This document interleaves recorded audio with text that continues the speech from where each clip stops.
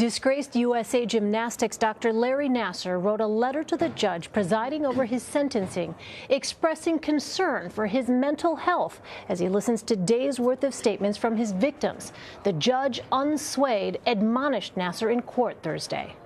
You may find it harsh, but you are here listening. But nothing is as harsh as what your victims endured for thousands of hours at your hands. Collectively, you spent thousands of hours perpetrating criminal sexual conduct on minors, spending 4 or 5 days listening to them is significantly minor considering the hours of pleasure you had at their expense and ruining their lives. Joining me now to talk more about this is CBS News legal analyst Rikki Klieman. So, Rikki, Nassar's sentencing, this was the third day of this hearing in which there was very emotional testimony from these victims. What is the purpose of having a victim impact hearing like this? Victim impact statements were affirmed by the Supreme Court many years ago in a case called Payne, P-A-Y-N-E. And what they were there for originally was to help a judge or a jury in sentencing. They were not there for any other purpose. Now, over time, what has happened is it has evolved, and victim impact statements then were there in order to theoretically help victims be able to express their pain, their indignity, their outrage, that it might have some therapeutic value. And I don't think it's a surprise that that began with an effort on the part of Mothers Against Drunk Driving, that people should be able to come forward and talk. However, the studies, very interesting article in The Atlantic that came out about a year and a half ago, July of 2016, if I'm correct, where they showed there are different studies because it's legal to have a victim impact statement anywhere in any state court, the federal court, as well as Canada, Australia, other places.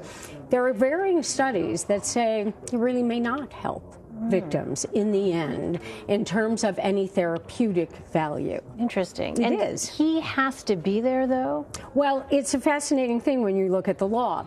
In the federal court, under the federal rules of criminal procedure, that's where his child pornography, the abuse photos that he had happened, where he got a sentence of 60 years. He could have absented himself under the federal rules of criminal procedure. Rule 43 says you can waive your own presence and not be there at part of the trial all the way down to sentencing.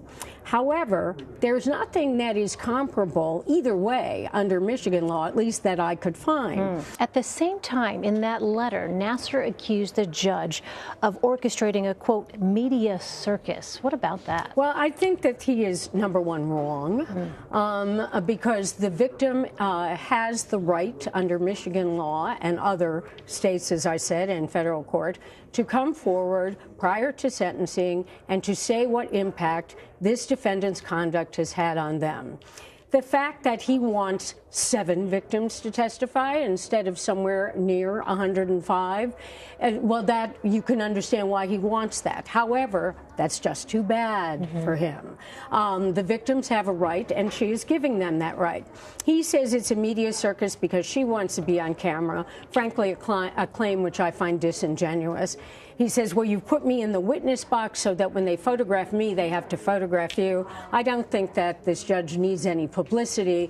He's in the witness box because she wants to put him in a physical position when the victim gives her impact statement to be looking straight at him. Well, one of the victims who spoke at the hearing blamed Michigan State University, where Nasser was employed as a physician, for enabling his behavior after reports that many at the school knew and did nothing about the complaints. Let's take a listen. I'm extremely angry at Michigan State University and the MSU Sports Medicine Department. Since the time of September 2016, it's a new article, it has come to light that Michigan State University knew about Dr. Nassar's behavior from previous reported incidents.